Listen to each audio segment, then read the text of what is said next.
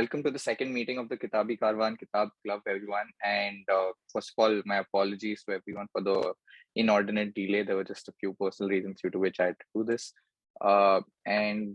As all of you know, we'll be discussing Midnight's Library by Haig today.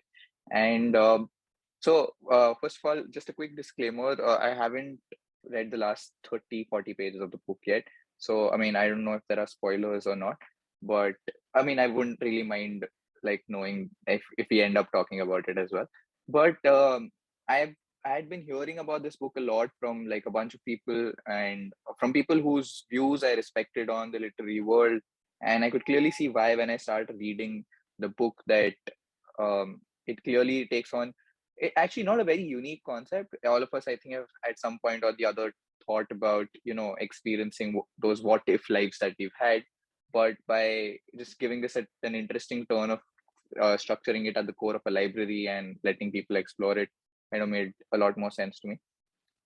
And to be very honest, it got me thinking a lot about my own life and about a lot of other things. And so yeah, before I actually ramble on and kind of bias views for people, I would just want to hear first of all from everyone else what was their take on the book, and if anything in particular first stood out for them, and then we can probably like discuss more nuanced things. So anyone who wants to talk can just like raise their hands. You guys know the drill by now. We can go by person. Anyone willing to kick off the discussion, guys?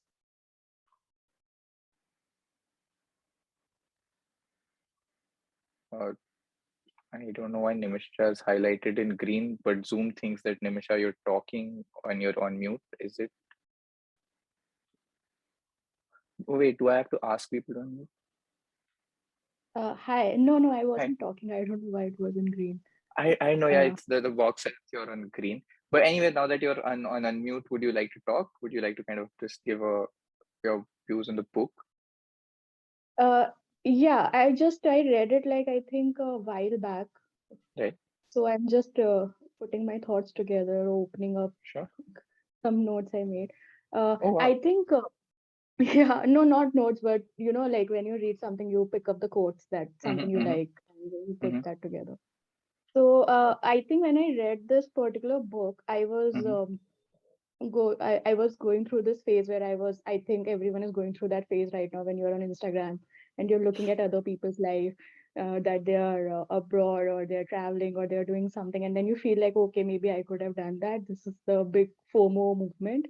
And and then you start feeling bad for your own life for no reason. Like, I mean, it's just yeah. So this book is, I think the base is similar because uh, the main character here, she thinks that her life is not great at all, and she thinks that it will be better to die. That's when she attempts the suicide, and she goes to this library where she keeps on thinking that, if I would have done something differently, then my life would have turned out different.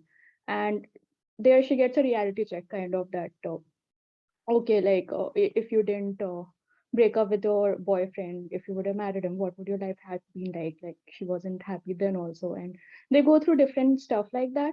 And since you have not read the last 30 to 40 pages, I will not spoil it, but I'm just saying that when I read it, I had I could relate it very much with what I was thinking and I was going through at that time with my life also.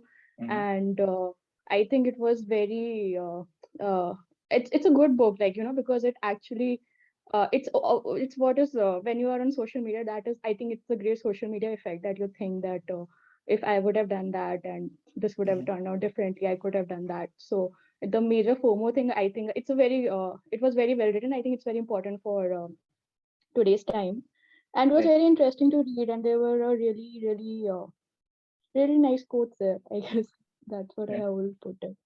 Right. Yeah. No, and you've given it a good context, because social media also kind of ties back to the exact same thing.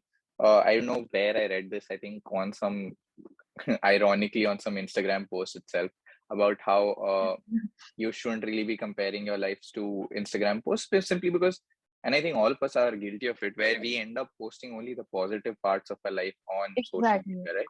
Right. I mean, you'll post about, right, and even the most reluctant social media user will only post about important happy events, not the important sad events, right? And or like, this daily shit that goes down, like maybe you were having a bad day, no one's going to post on social media that day. And yeah, and the other bit that about this is something I read in a medical journal I read like a while back, about how the brain kind of tends to magnify our positive memories and tries to push back against the negative memories, right? Like, so for example, if you take a toxic relationship and you exit it, like, and 5 years later when you think about it, although rationally you do sometimes remember the bad parts, but your brain tries to glorify the good parts, like tends to make them seem better than what they were. And sometimes the opposite also happens, that the bad parts seem worse than they actually were. But that's just like a fallacy of how the brain operates. But yeah, thank you, Nimisha, for that. Anyone else who wants to kind of just chime in with their opinion on the book before we move on to some like more pointed philosophical questions? Because this session, I guess, would be far more philosophical than most others, because that's how the book generally goes. But yeah, anyone, Ansira, you unmuted yourself, I think. Yeah, hi everyone.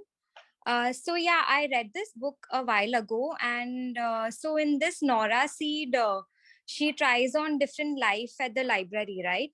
So in the beginning, in most of the life that she tries, she, like, even though it's something that she thinks she could be happy with, but in most of those lives too, she is depressed and she is taking antidepressants for her issues. And but in the last life, she seems very happy. So that is one thing that I didn't understand. What was the factor that was so different in the last life that she spent with Ash, the one that she chose, where she didn't need anything like that?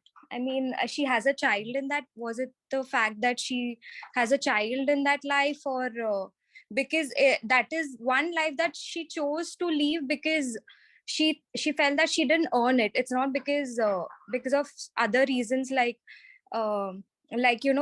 she can't do this anymore, or she's still unhappy in this life. It wasn't reasons like that, but it was only because of the fact that she felt that this is not something that she earned. The other Nora earned this life. So yeah, so yeah, that was one thing that I didn't understand, why that life was very different. I mean, does it show that if you is I mean does is having one particular guy in your life a factor to have a good life, like, so yeah, that was, I just wanted to bring that point out. So if anyone else has given it a thought. That's an interesting thing, Ansira. I'll get back. Like, I just have some thoughts on it, but I think Sakshi had raised her hand, so I'll let her talk first, and then we can get to this. But that's a very, very interesting thing, and I think we should discuss that at length. Hi, everybody. What I wanted to point out was that this book, there's this thing that ever since I've been on Bookstagram, I have developed an aversion to books that are popularized due to Bookstagram. It's like you see them everywhere and you're so tired of it. That's why I'll never pick up a Sarah J. Maas book ever. I don't know why.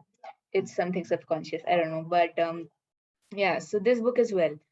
But I ended up picking it up because it coincided with another readathon that I am hosting. So fair enough. And it was good that I read it because, like you said, Siddharth said, it's not a new concept at all. It's not a new concept, but it is fresh in the sense of how the metaphors, or it's always the main message remains the same, the metaphors change. In this case, A Midnight Library. One book that I think it is really, really similar to is Veronica Decides to Die by Paulo Coelho. And there's a very similar plot line. The main character in the beginning commits suicide, and somehow she survives by a thread. She has few more weeks to live because somebody took her to the hospital. And in those days, when she knows that she cannot live further, she finds the real meaning of life and what it means to live, which I think is very similar to the overall theme of this book as well.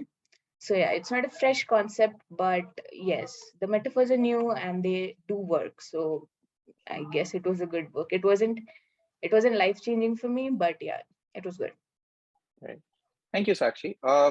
Ishani, you've just posted a comment on the chat box. Do you want to like read it out for everyone, or do you want to just I don't know, or is your connection still weak? Please like just let me know so that we can let you talk when unmute and talk. Okay, can I read it out? Her connection is weak. Okay, so I'll just read this out what Ishani Bhattacharya has written. This is the ultimate what if I had done it differently story. It is somewhat similar to this Canadian TV show called Being Erica. It wasn't well known or nor very popular show. It's the story of a woman who travels in the past to erase her regrets. This is one of those books you open and simply know where the author wishes to take you, but the journey is so intrinsically beautiful. Okay, that does make sense, and I had no idea about this television show. But to just go back to what Ansira had pointed out, I think my personal take on why a certain like so for me the observation was the more she progressed along the book, she kind of started becoming happier, because I think something that the book kind of addresses is that you could probably like go back and start correcting your regrets, but that doesn't fundamentally change who you are as a person. What actually makes you happier or sad in life is about how much in touch with your own self you are, how true you are to your own self, and how much you recognize your own capabilities, rather than, and by capabilities it doesn't necessarily mean like physical like skills or anything else for that matter, but just your ability to what kind of works for you emotionally, what you tend to start seeing your what you blame yourself for. So I think the more you get familiarize with the process, the more you understand yourself, the less you start blaming yourself. I really hope it wasn't about Ash or like just being with the right guy kind of making things right, because I am a strong believer of that people ought to be like complete on their own rather than finding completion in someone else. That kind of just dilutes what love is, but that's a whole different debate. But I think for me what the book signified and the journey that uh, Ishani pointed out was that the fact that I think what Nora's, for me, the issue that appealed was that she was stuck in this place where she would continuously see herself in a very negative light. And probably, these incidents of seeing herself as a far better person, or the ability to see her emotions more clearly in different lives. For example, the life where she sees that Walter doesn't dies regardless of whatever she does in life. Okay? The ability to that kind of ability just comes from two things. A, from factually knowing this, that which she found out in the library, that where Voltaire will die regardless of how she did, so she isn't actually a bad cat mom. Or from a sort of self-confidence that you build that you do good things and doing the right things, and hence anything that happens will kind of is beyond your control. Regardless, these kind of actions build who you are as a person and enable you to take a step back from what the issue is. So yeah, I think that's my 2 cents on it, however vague that was. Anyone else who wishes to chime in before we kind of move on to the next bit? Anyone has anything to add on to this? I would just add on this point that in the life it seemed perfect for her, where she had kids and she was very successful. What everything was perfect, but she keeps on thinking that this will be the life, so she will get the memories back of this life, and she will eventually forget that the suicide ever happened or she was in a library somehow, that it will become her life. But and that is because of the fact, because as you said that in the past life she was unhappy and she had a very negative image of her life around her. But when in the perfect life, seemingly perfect life, she goes back and I think she sees her neighbor, how is he doing, she sees that cassette studio, and she realizes that her neighbor was only alive or was only because of her, because she used to, I don't remember exactly what she used to do, but she had Get some impact. medicines for him, I think. Yeah, yeah. So she had that impact on the neighbor. So it wasn't a bad life because she was helping him out. Secondly, the cat, she realizes the cat would have died regardless of the fact, because cats, when they're about to die, they leave their owner so that they can die. Like, they don't want their owners to be burdened by it.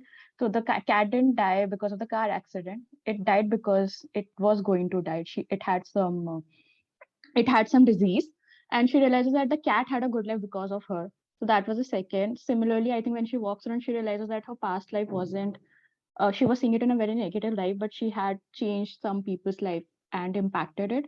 So that's when she realizes that this might not be like, I wanted this perfect life, but in the past life, like, my neighbor was alive or something similar. So I think that is the realization that she gets. And that's when she realizes that the past life was the perfect one because it had the positives which she wasn't seeing before. Yeah.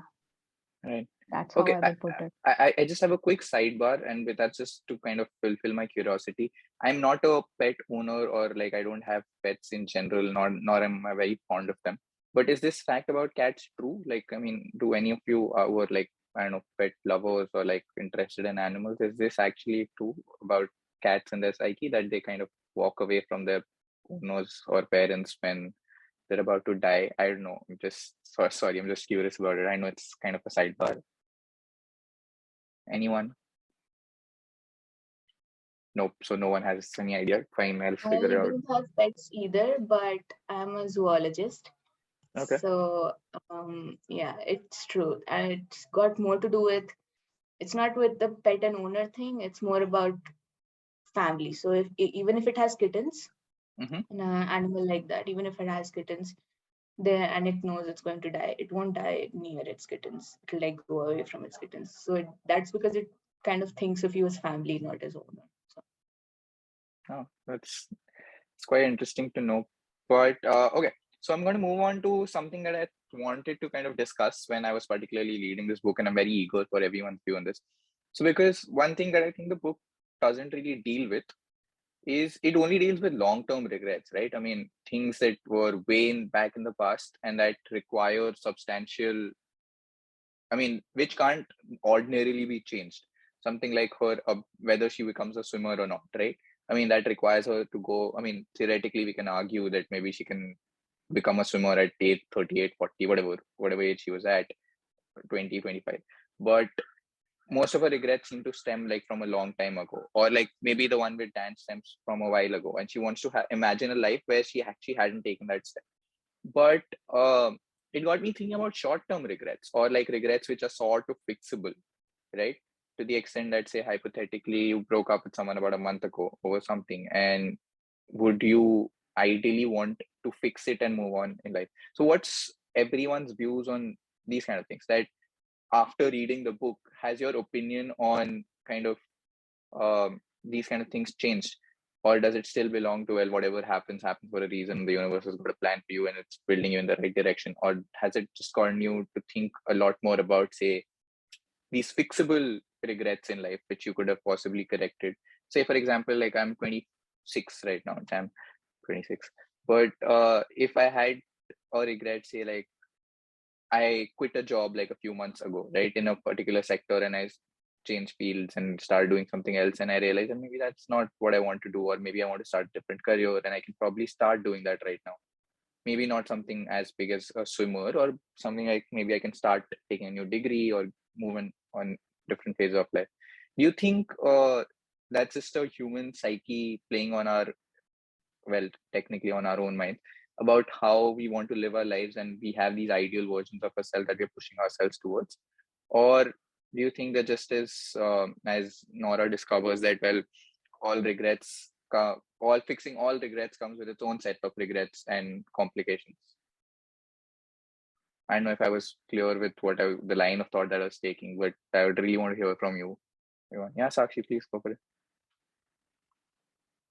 So I think the main thing is that while the book discusses only the long-term regrets, as you said, the short-term regrets are usually like they stem from something that you experienced in a long-term regret. So, for example, her regret that she let down her dad by not becoming a swimmer, or her regret that she left her fiance.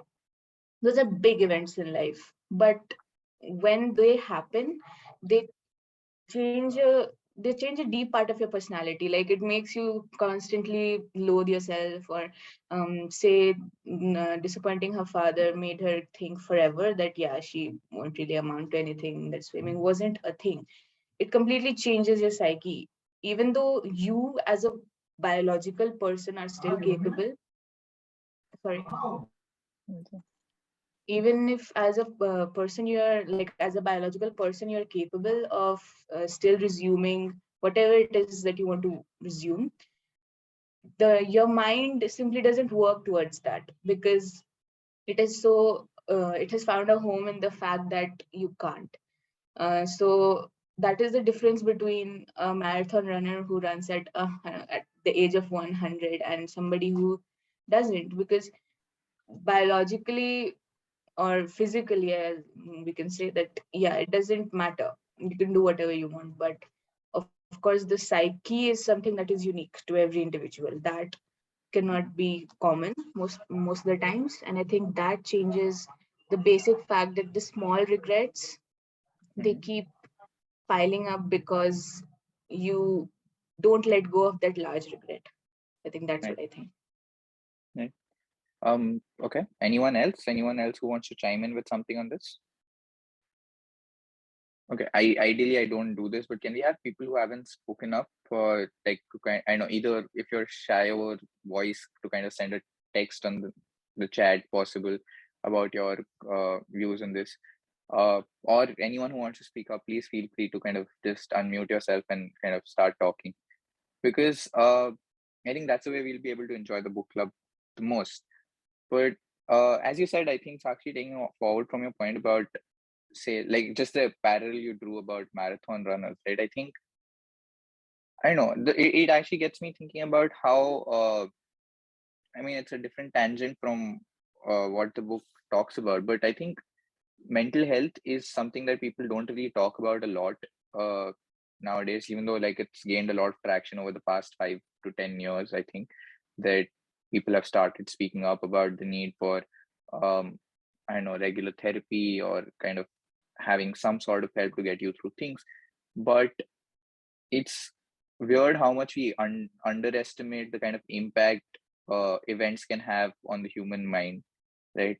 And the long-term effects it can have on your psyche.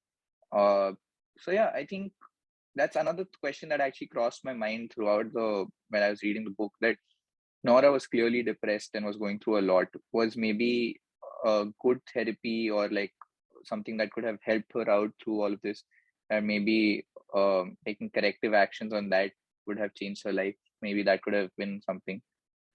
So yeah, would want to hear from people on that as well. Vibhuti, I think you unmuted yourself. Yes. Hi.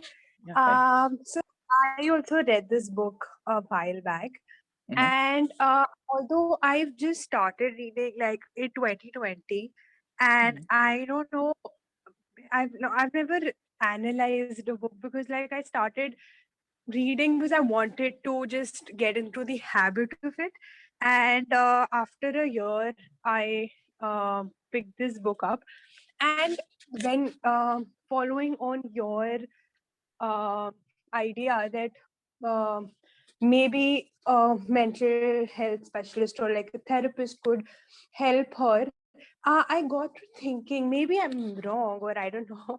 Uh, is that maybe because the author wanted to prove a point, like wanted to prove that maybe everybody has regrets, and the life that they're leading is the best life, is because of this hypothesis all the alternate lives were kind of not good.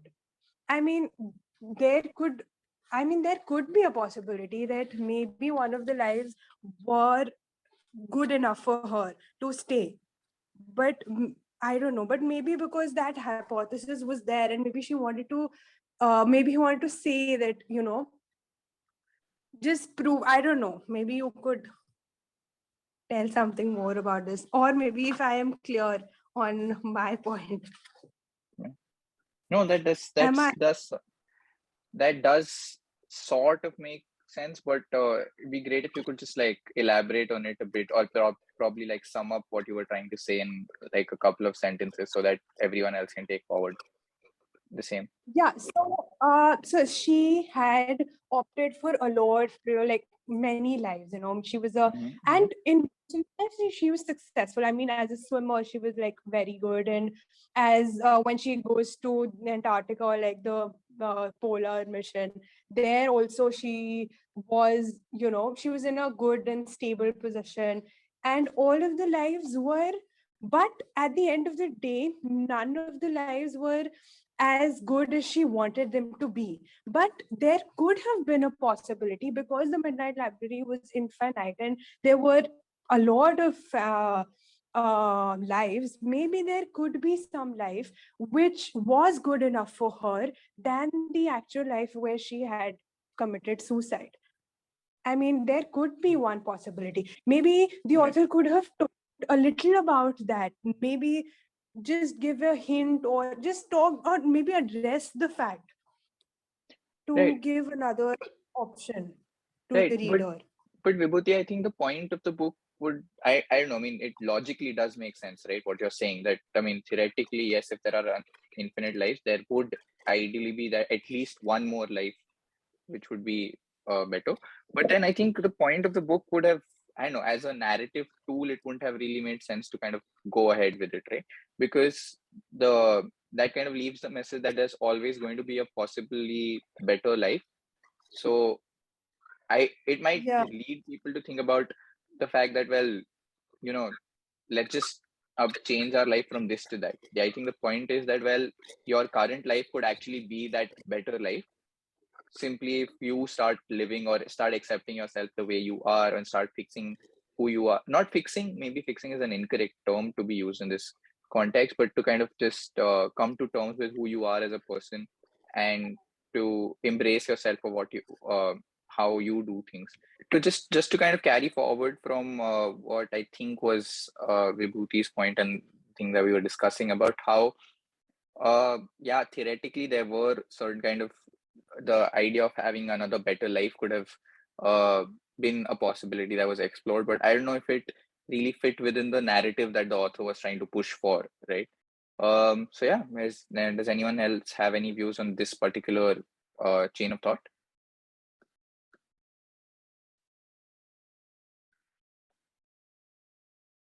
Vibhuti, do you have anything in response to what I said?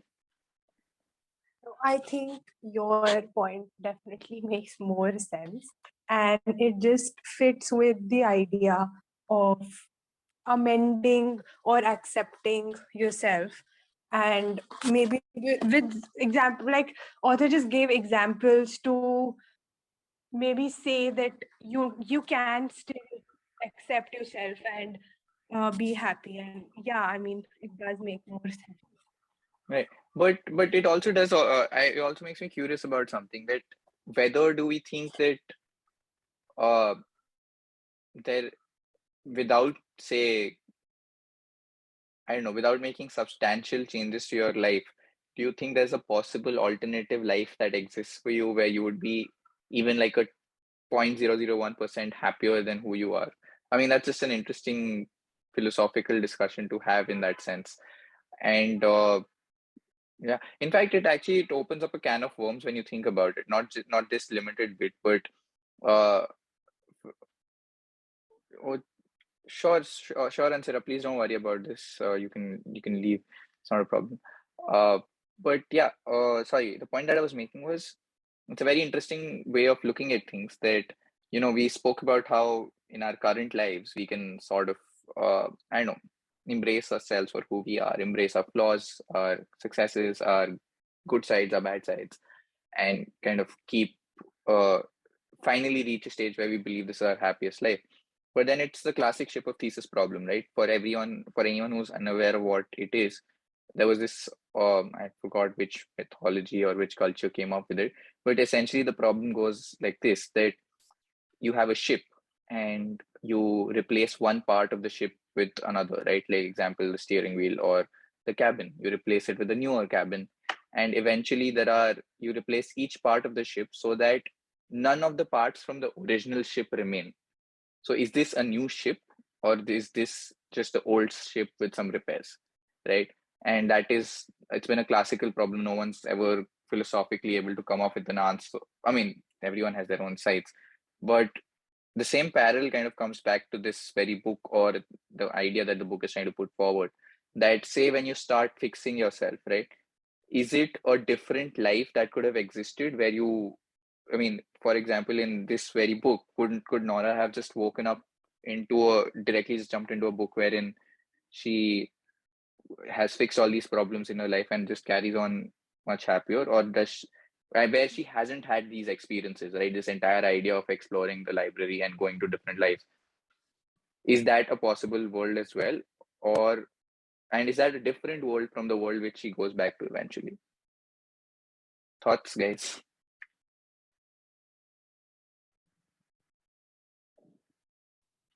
I think in life you can't ignore the butterfly effect, right? Like, and I think that's the whole point of the book as well. Like each choice, however small it is, it'll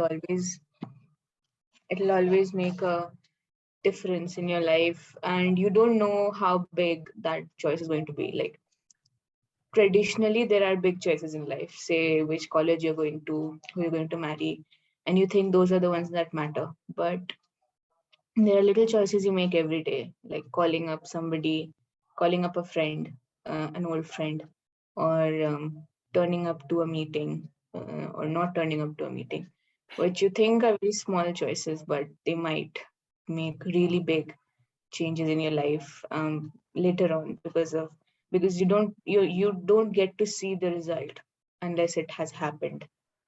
So yeah, the butterfly effect is always there, and no matter, like, there are like infinite number of possibilities in Nora's Midnight Library.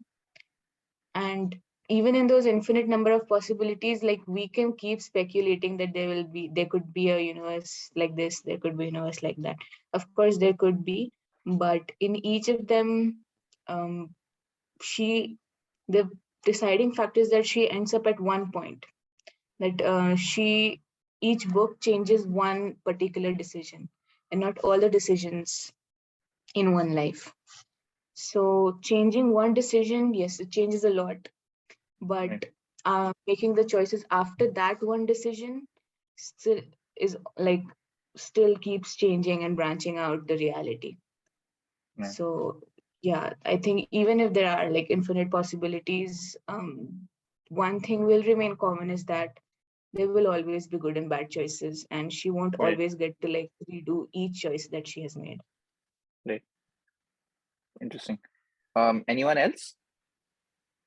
Vibhuti, yeah. It does make sense, whatever you had just said. Also, I think that if she would have not experienced all those lives and just simply um, woke up and fixed things, maybe it wouldn't have given her that perspective which she needed to maybe then lead that quote fixed life. I mean, it's not fixed, but yes. So that maybe the perspective, or just this whole idea that may, that um that all these lives taught her, maybe that wouldn't have been the case. And also, when you said that when the old parts of a ship is changed, and eventually all of the parts are changed, and maybe what would the ship be called? A newer ship, or just an advanced version of the old ship? Maybe we could look at it as, um, if a person's inherent self is the same, maybe that is just evolved um person with the time. I don't know, maybe, if making any sense at all. No, you are in, like, okay, so just to carry forward that particular bit. So I'm a lawyer by training, and this is something that's happened this is a question which comes up with regard to the constitution, and there was like this intense debate that has happened in the legal fields across decades through court cases, wherein where what Vibhuti is exactly pointed out, the essence or the inherent core of a person or a thing. Perhaps if you define it as, well, if the core isn't changing, there's no change, then it's the old one with new changes. But then how do you define what the core is, right? That this is what the core of a person is. Like, is it the fact that is it our biological facts that, well, we're breathing and we're engaging in all regular biological activities which makes us inherently who we are today? Or is it our emotions? Because the very fact that how we perceive the world or how we engage with it are malleable things. These are things that are developed in us by, no one's born kind, right? For example, or a calm person or an angry person. Maybe there's some genetic role in it, but a large shape of it is shaped by, well, who you are, like, who you're brought up by, how your parents engage with you, how, if you had any childhood trauma or not, what kind of things you were exposed to. So defining who we are as an inherent person becomes a very tricky kind of debate in that sense, or a concept in itself. I mean, do you define yourself inherently as, say, a romantic person simply because you were into sitcoms or Bollywood romantic movies when you were a teenager? Is that, or do you define yourself as a skeptical romantic because by the time you're 25, you kind of start realizing that maybe not all's good, right? I mean, this is just like an example of kind of the complications that come in with that inherent this thing. But yeah, I would really like to hear from other people also now. On, I don't know, not just this, but okay. I have a message. Hi, can I talk? Right. Yeah, sure, Jashi. Hi, I'm sorry I joined this conversation a little late, but yes, thank you firstly for the suggestion. So I'm a psychologist by training. Okay, so this book and the concept, it made a lot of sense to me, and it gives a very interesting perspective. Especially, say, of course, we deal with depression and suicide, and these are important topics for us. So, what is it that we are regretting? We are regretting things that are not known. So it was a very, very interesting premise that, we are vying or we want things in life, but we don't know how life would have played if I had actually gotten that, right? So is there a possibility for me to see, the world, what I have today? And can I find, things? Am I missing out things?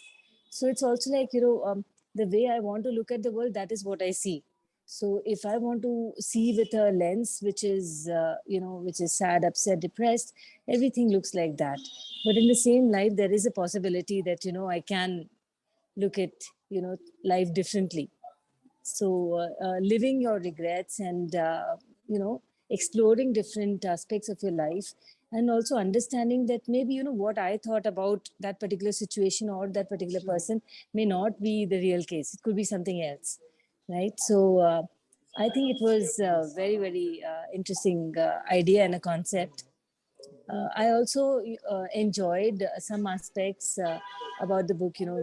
We read up about Svalbard, that place, the northernmost tip, uh, and with the children at home, we are doing a social experiment in which they're given a topic and they have to present.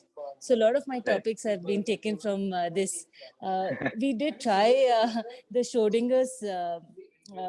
What is that? Schrodinger's cat. Schrodinger's cat, yeah. After that, I read so much about Schrodinger symbol, this, that. I'm forgetting the real experiment. So, but we couldn't make sense of it. We got into quantum physics and whatnot.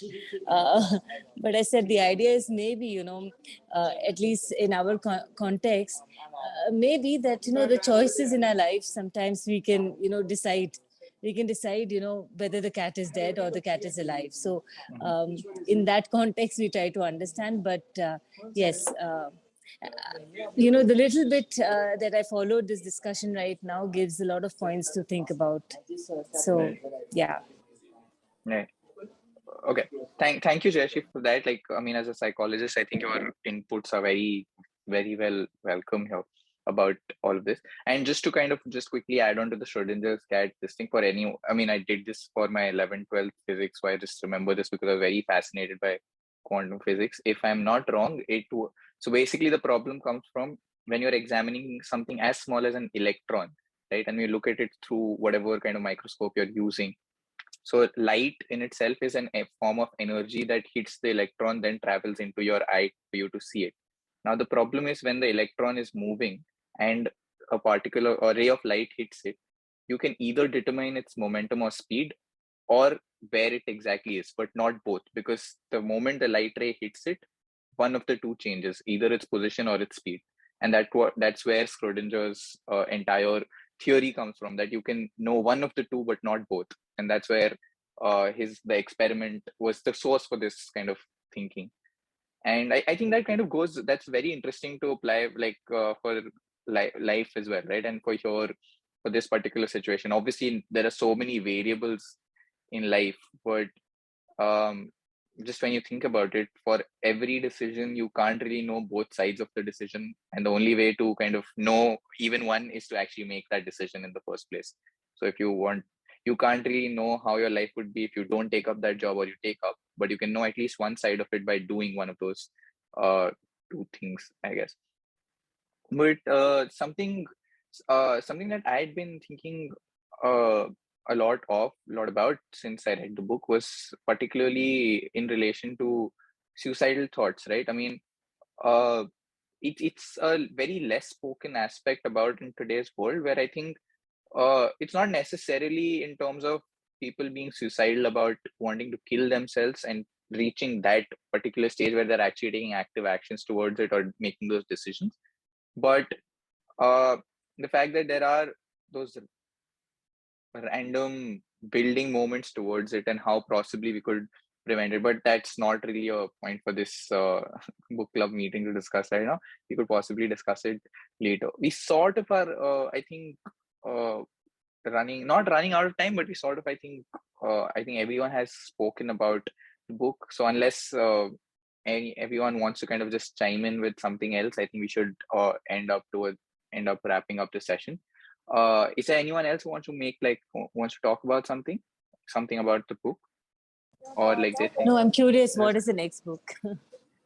That's actually something that I was going to throw out to the group as well, and I'm going to take a couple of days to make that call. But I think we should.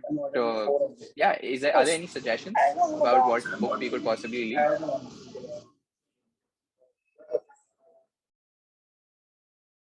Anyone, guys, suggestions about the next book that we could possibly be reading for next month? And the meeting probably would be like about a week after Valentine's, so we could probably be doing like a romantic book if that works for people. But we could possibly be looking at anything else, anything that's sure. No, I think that's a good idea. Let's make it thematic. I like that idea. So yeah, we could possibly do like a nice romantic book, but we would. I'm welcome to suggestions. So if you don't want to give them now, that's fine. Please take your time. And you can either DM me, you can send me a WhatsApp message, you can email me, you can email the group, we can discuss this. I'll probably have the book, like finalize the book and send it across on email and on WhatsApp by 26th January. I think by then we should have like a grip on. I'm just putting this idea out there. Like, can we read a classic if we're reading romantic? Sure. I mean, which classic romantic would you like to read? Do you have a particular one in mind? I have not read Wuthering Heights, but I've heard a lot about it. I wanted to read it. Wuthering Heights is a very I've read Wuthering Heights. I mean, it's a very interesting book. I like reading it, but sure, we can consider reading Wuthering Heights as well. That's or any of the classic like Pride and Prejudice or Emma or Sure. I mean, I'm quite open to it. I mean, I just want to hear everyone's suggestions on it. We could in fact possibly also think of reading non-fiction as well, because the first two books that we've read till now are fiction. So we could possibly consider that as well. So yes, thank you everyone for joining in. That's the end of today's meeting. Please send in your suggestions for the next reading by in the next day or two, so that I can send out the final email on 26th. Also, I'm thinking now of opening up membership for more people, because now that I have a grip over how many people are joining in, I think we can have a few more members. That's perfectly fine. So feel free to like. So what I'll be doing is I'll be opening up membership of the group till the end of the month, till like 31st January midnight. You can sign up. I'll be sending out the link to the form on the group as well. So you feel free to forward it to your friends or people you think can join, and we'll take it from there.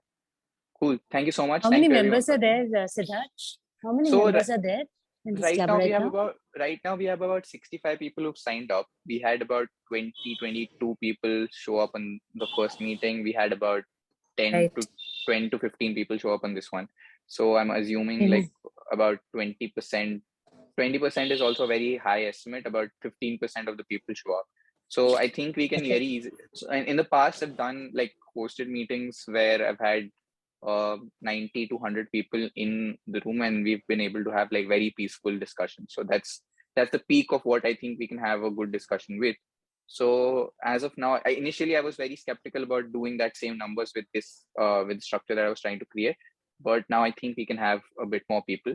So yeah, I mean, feel free to like circulate this link amongst friends who would want to join or would like to show up.